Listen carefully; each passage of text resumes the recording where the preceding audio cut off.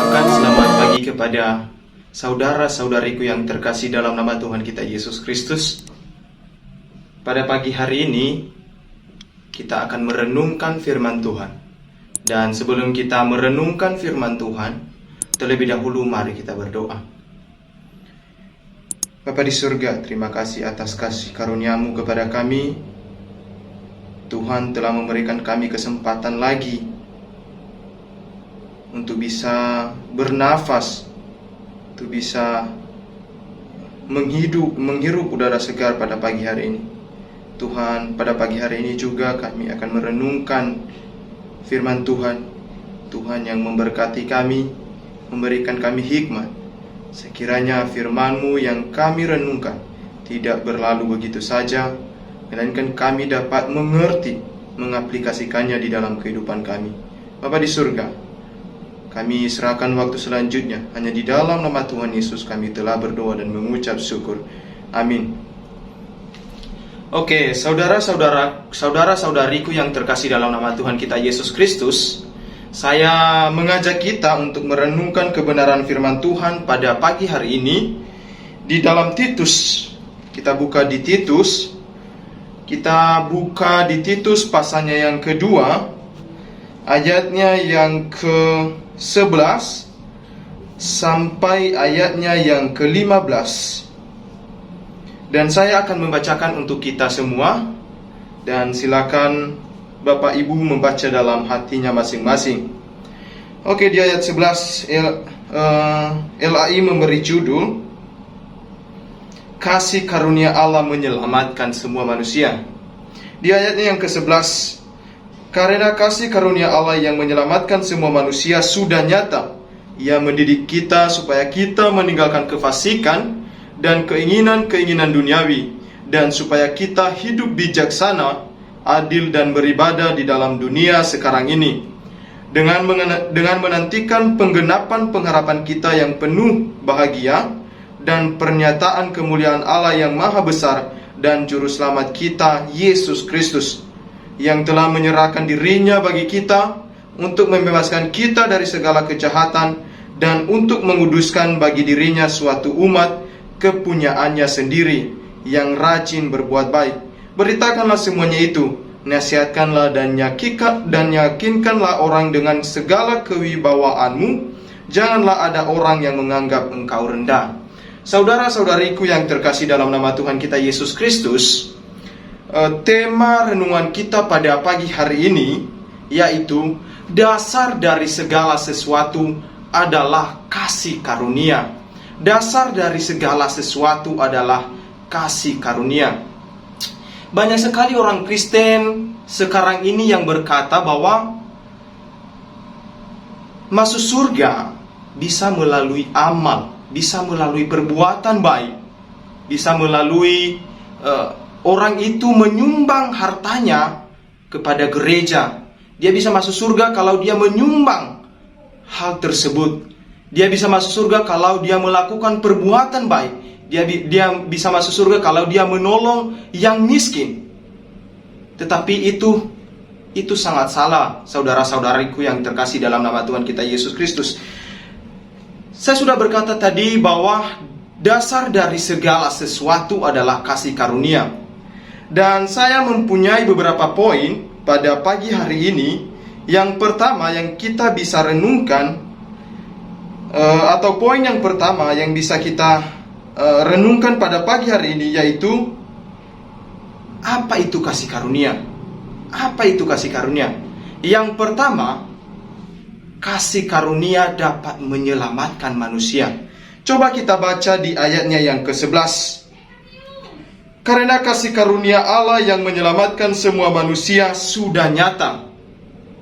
Kalau kita kembali dalam perjanjian lama, ketika manusia diciptakan oleh Tuhan, ketika manusia belum jatuh di dalam dosa, mereka masih hidup kudus, mempunyai posisi yang kudus. Ketika Tuhan sudah menetapkan mereka di suatu taman, yaitu Taman Eden, dan Tuhan memberikan suatu perintah bahwa jangan memakan buah pohon pengetahuan yang baik dan yang jahat. Tetapi singkat cerita, kalau kita baca di dalam Alkitab, Adam dan Hawa jatuh di dalam dosa. Karena mereka sudah jatuh dalam dosa, maka mereka tidak hidup kudus lagi. Mereka terpisah dengan Allah. Maka dari itu, manusia tidak bisa masuk surga lagi karena surga adalah tempat yang maha kudus. Itu tempat Allah yang bertata. Jadi, ketika manusia sudah jatuh dalam dosa, mereka tidak bisa lagi menghampiri Allah yang maha kudus. Tapi, karena Allah maha kasih, Dia menjanjikan kepada manusia. Dia berjanji kepada manusia untuk mengirim juru selamat. Untuk mengirim juru selamat kepada manusia, supaya manusia bisa bersama-sama lagi dengan Allah. Dan kalau kita lihat di dalam Alkitab, singkat cerita, Allah mengirim Yesus Kristus untuk mati di atas kayu salib, menebus dosa-dosa manusia. Menebus dosa-dosa manusia. Dan itu adalah kasih karunia yang sangat luar biasa bagi manusia. Ketika Tuhan mati di atas kayu salib, Dia mengorbankan dirinya. Dia rela mati hanya menanggung dosa manusia. Ketika Tuhan sudah mati di atas kayu salib, maka manusia bisa masuk surga lagi. Bisa masuk surga. Dosa-dosa sudah ditanggungkan oleh Tuhan Yesus. Kalau kita baca di dalam 1 Yohanes pasalnya yang kedua, 1 Yohanes pasalnya yang kedua, ayatnya yang kedua, dan ia adalah pendamaian untuk segala dosa kita, dan bukan untuk dosa kita saja, tetapi juga untuk dosa seluruh dunia. Saudara-saudariku yang terkasih dalam nama Tuhan kita Yesus Kristus, bukan hanya dosa saya yang ditebus oleh Tuhan Yesus, tetapi dosa seluruh dunia. Itu kasih karunia yang sangat besar kepada manusia. Itu kasih karunia menyelamatkan manusia. Kematian Tuhan Yesus di atas kayu salib menyelamatkan manusia. Tuhan sudah menanggung. Sekarang apa yang dilakukan manusia ketika Tuhan Yesus sudah mati di atas kayu salib? Tuhan sudah menanggung dosa manusia. Maka ada syarat untuk masuk surga, Bapak Ibu. Ada syarat, yaitu percaya dan bertobat. Percaya dan bertobat.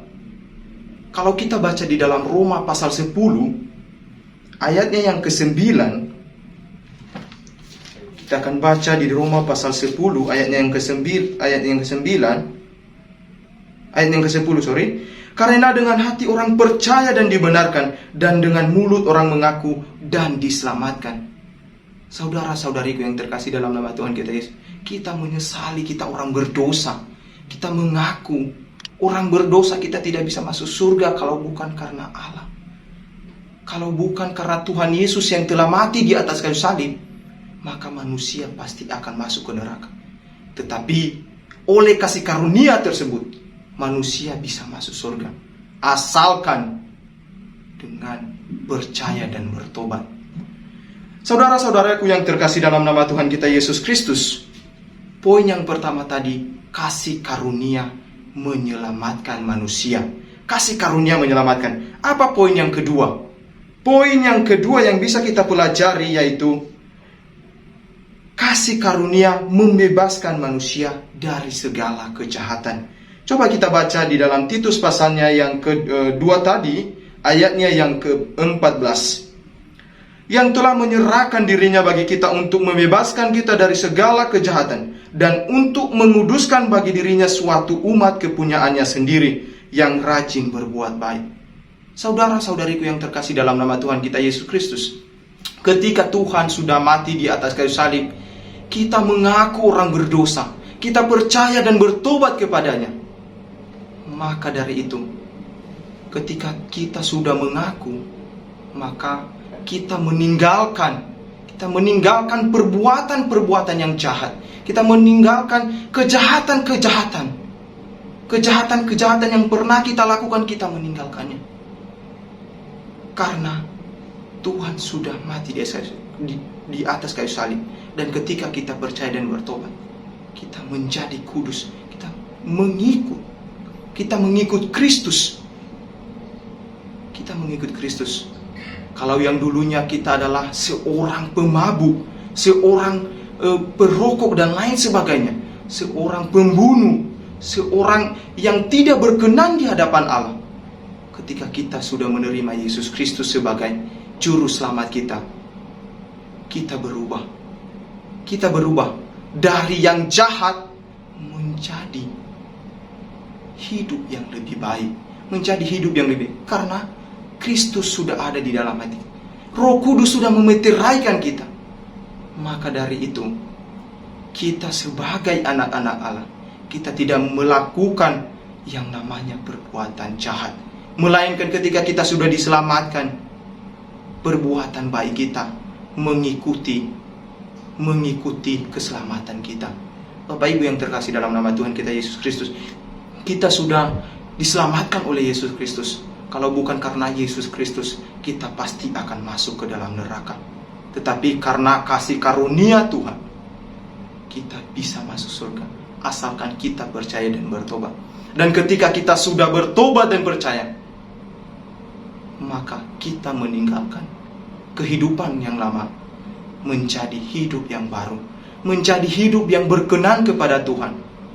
Kalau kita yang awalnya tidak rajin ke gereja, yang awalnya kita orang yang suka memaki, tetapi karena Kristus sudah ada di dalam hati kita, kita berubah 100%. Kita menjadi orang yang baik, kita menjadi orang yang berkenan kepada Tuhan, kita menjadi orang yang takut akan Tuhan. Ketika kita berbuat dosa, ketika kita jatuh dalam dosa, kita tidak terus menerus dalam dosa tersebut, melainkan kita menyadari bahwa hidup saya ini adalah hidupnya Kristus. Jadi Bapak Ibu yang terkasih dalam nama Tuhan kita Yesus Kristus, kesimpulannya bagi kita bahwa kita sebagai manusia harus meneladani Kristus. Harus meneladani Kristus. Jika kita mempunyai latar belakang yang kurang bagus, maka kita harus berubah. Kita harus terima dulu Tuhan Yesus, baru perbuatan akan mengikuti keselamatan kita. Oke, demikian kebenaran firman Tuhan yang bisa saya sampaikan pada pagi hari ini. Sekiranya kebenaran firman Tuhan ini tidak berlalu begitu saja, melainkan kita merenungkan dan mengaplikasikannya di dalam kehidupan kita masing-masing. Saya ucapkan selamat pagi dan Maranatha.